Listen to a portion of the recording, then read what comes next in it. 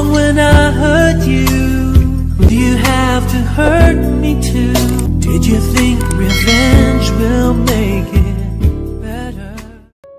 Kaharap ni Jessie ang pinsan niyang buntis na si Jency at sina Diana, Violet, Elise, Amara, Kiela, Rafaela, Jen at Annie. Ang ibang girls naman na anak ng mga ninong niyang Apollo ay nasa kabilang tables, habang ang mga boys naman ay may kani-kanilang grupo. Nagiinuman at nagkakatuwaan ang lahat. 4 na basong tequila na ang nainom ni Jessie at nakakaramdam na rin siya ng kaunting tama ng alak. Oy, nandito si Pogi. Ani ni Jency na nasa tabi niya at tinuro nito ang gawi ng 3 lalaki. Ha? Sinong Pogi? Sagot ni Jency at pilit inaaninag ang 3 lalaki na tinuturo ng pinsan. Nagwabugapuhan ka kay Red? Ani ni Rafaela. Of course not. Tingnan nyo kasi ng maigi ang tinuturo ko. Ayun o, yung katabi ni Red, yung naka-blue. Hays, ang pogi niya no? Ani ni Jency at napahimas sa malaki nitong tiyan. Kakapogi mo. Ayan tuloy, lumaki ang tiyan mo. Ani ni Diana. Oh, siya yung tumulong sa akin, diba? Ba't siya nandito? Saad ni Jessie nang maninag niya ng maayos ang mukha ng lalaki. Tumulong sa'yo saan? Pag-uusisa naman ni Alea. Nakakalapit lang at may hawak itong bote ng tequila at nilagyan nito ang mga maliliit na baso na nasa harapan nila. Si Alea naman ang bunsong anak na babae ni Nakiel at Alena. Matarik rin itong kaibigan ni Jessie at masasabi niyang sa lahat ng mga anak ng 7 ninong niya ay ito ang pinaka-close niya. Nako, kanina yung pogi na yon ang hero nitong Jessie natin? Dahil tinulungan niya si Jessie mula sa snatcher. Buti hindi puso mo ang tinangay. Ani ni Kiela. Hahaha. Mga sirap, nagmagandang loob lang yung tao, ani ni Jessie at muling uminom ng tequila. Ang dating napakabait at walang bisyo ay heto't napakagaling ng uminom ng alak.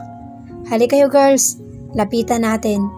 Ani ni Amara at hinila ang kamay ni Elise habang si Jency naman ay hinila ang kamay ni Jessie dahil napansin nitong ayaw sumunod ng dalaga. Hays, bakit kasali ako? Kayo na lang lumapit dun. Syempre, ipapakilala mo kami kay poging hero mo. Sagot naman ni Rafaela. Kaya naman, wala nang nagawa ang dalaga, kundi ang magpahila na lang at napapairap na lamang siya.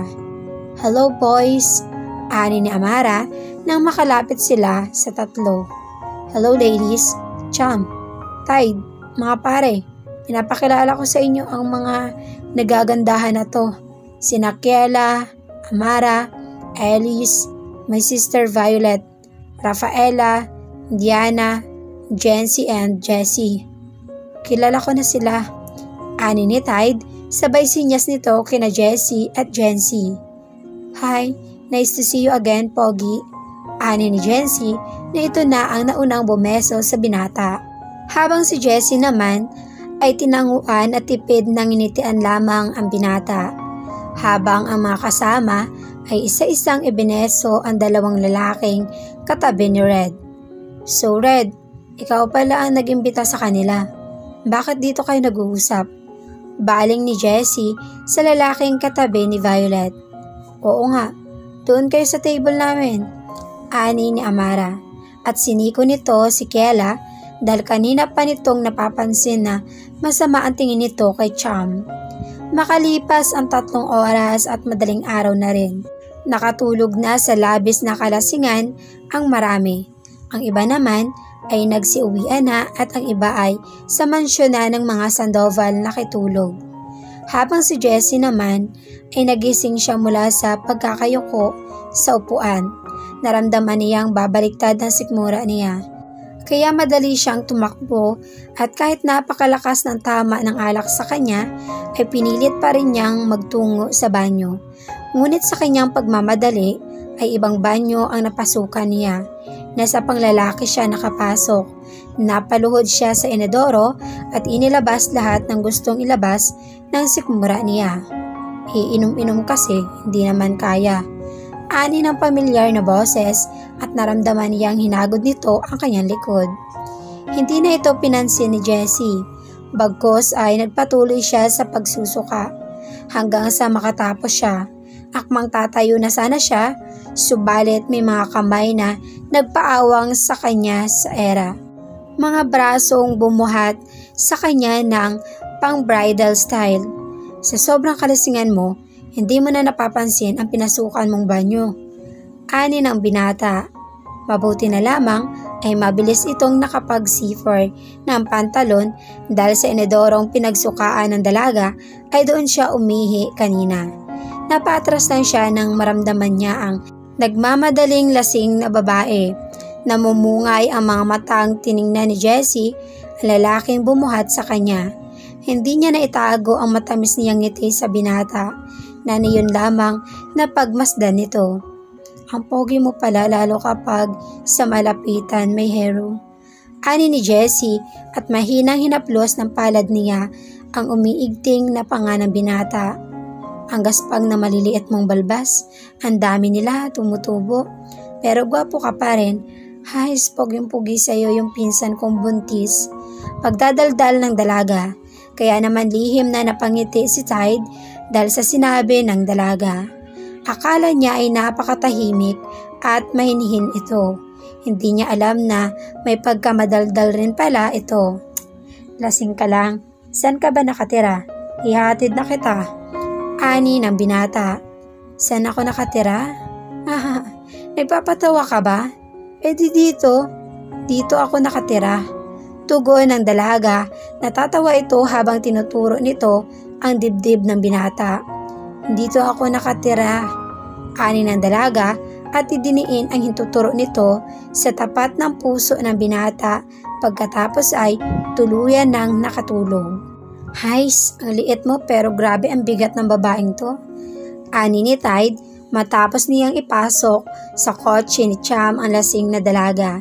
Hindi niya alam kung saan ito nakatira, kaya naman napagdesisyonan niyang dalhin na lang sa kondo niya ang dalaga at ipapaliwanag na lang niya dito ang lahat kinabukasan. Hindi niya napansin o nakita si Cham sa loob at naisip niyang baka may pinuntahan ito kasama si Red. Dahil wala rin ang binata sa loob, maging ang ibang mga babaeng nakilala niya ay wala na rin sa loob. Iilan na lang ang nakatulog sa loob at halos hindi niya kilala ang lahat. Maging si Jency na hindi naman uminom ng alak at puro gatas lang naman ang ininom ay nakatulog na rin sa kinauupuan nito. Pasakay na si Tide sa driver's seat nang may biglang may 4 na lalaking humarang sa harapan ng kotse.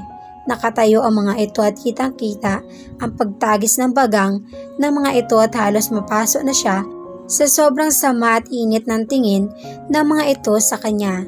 Ang dalawang lalaki ay may hawak na barel, kaya naman nagsimulang kabahan ang binata.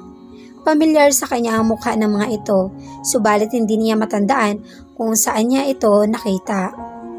At saan mo balak pumunta? Sa tingin mo makakalabas ka dito sa area namin na dala-dala ang babae na yan? Ani ng lalaking pinakamatangkad sa 4. May hawak itong baril at nakatutok iyon sa kanya. Napataas naman ng 2 kamay si Tide at nagtatakang tiningnan ang 4 na lalaking nakaharang sa harap ng kotse. Mga pare, wala akong masamang balak sa babaeng ito. Ihatid ko lang siya. Saad ni Tide, kaya naman napangisi ang pangatlong lalaki. Saan mo ihatid? Baka ikaw gusto mong ihatid ka namin kung saan ang impyerno. Ibaba mo ang babae na yan kung ayaw mo pasabugin namin ang bungo mo. Saad ng pang-4. Bakit ko naman gagawin yun? Sino ba kayo? Kung gusto niyong kunin ang babaeng ito, hindi ko siya ibibigay. Baka ano pang gawin niyo sa kanya? Naghihinalang saad ni Tide sa mga ito. Subalit napakunot noon naman ang mga ito. Pagkatapos ay napatawa. Hindi niya gaano nakilala ang mga mukha ng mga ito dahil natatalikuran ng mga ito ang ilaw mula sa poste. Subalit familiar sa kanya ang mga ito. Kapag natitigan niya ng maigi, subalit hindi niya lang maalala kung saan nga ba niya nakita ang mga ito. Ano naman gagawin namin sa kapatid namin? Ate Jessie, are you okay? Saad ng pangalawa. Hoy, bakit? Hindi sumasagot si Ate Jessie. Anong ginawa mo sa kanya? Saad ulit ng pangalawang lalaki. Suminyas ang may hawak na baril sa dalawang lalaki. Lumapit ang mga ito sa kotse, tsaka binuhat ng isa ang lasing na dalaga. You're not familiar. Bakit ka nandito sa loob ng subdivision namin? Saad ng may hawak na baril. Kasama ko si Cham. In-invite siya ni Red Follocks. Look, kung kapatid nyo nga yan, gusto ko lang malaman nyo wala akong balak na masama sa kanya. Gusto ko lang siyang ihatid. Ihatid? Hindi mo na kailangan siyang ihatid dahil dito siya nakatira at hindi namin kilala ang sinasabi mong Cham. Julius, tawagan mo nga si Red. Alamin mo kung nagsasabi ng totoo ang lalaking ito dahil kung hindi ko ito palalabasin ng buhay dito. Saad ng matangkad na lalaki. Kaya naman napalunok ng sariling laway si Tide. Hindi niya akalain na may mga ganitong klaseng tao pala.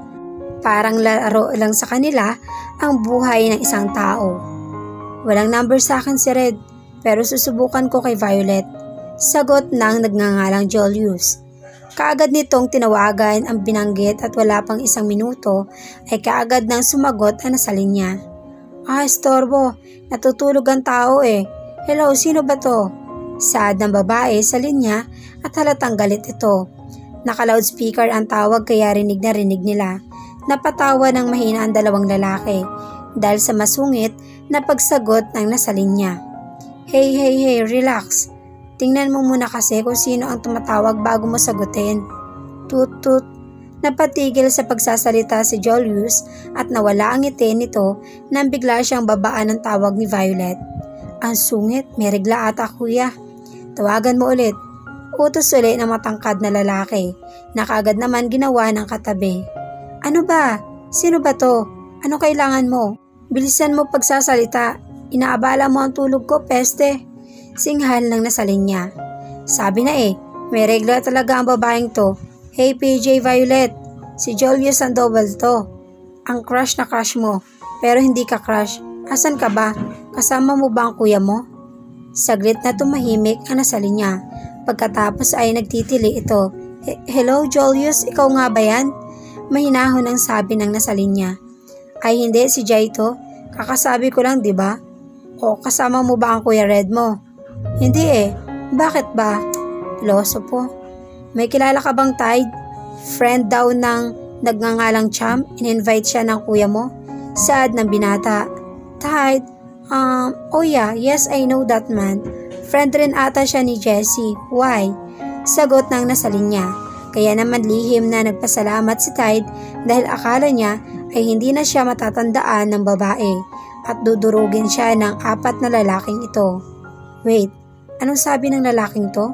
Julius Sandoval? Kaya pala familiar sila sa akin dahil nakita ko nga ang picture nila nung pinaimbestigahan ko ang Sandoval Brothers. Kung ganun, nasa loob ako ng teritoryo ng mga Sandoval? Ani ng isip ni Tide at napatingin siya sa babaeng buhat ng isang lalaki. At siya ang Sandoval Princess Jessie Sandoval?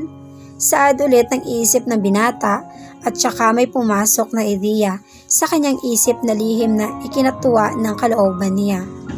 Hindi na nag-abalang sumagot ang nagngangalang Julius, bagkus ay gumanti naman ito sa ginawa ng babae na nasa linya. Kaagad rin pinatay ng lalaki ang tawag. Yes kuya, kilala niya ang lalaking yan at sabi ni Violet, friend rin ni ate yan. Pagkumpirma ni Julius, kaya naman ibinaba ng dalawa ang hawak na armas. Sige, makakalabas ka na.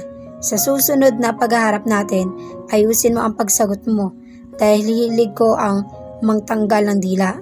Saad ng matangkad at naisip ni Tide na ito marahil ang panganay sa 7 Sandoval Brothers. Abangan niyo po ang susunod na kabanata. Thank you and God bless.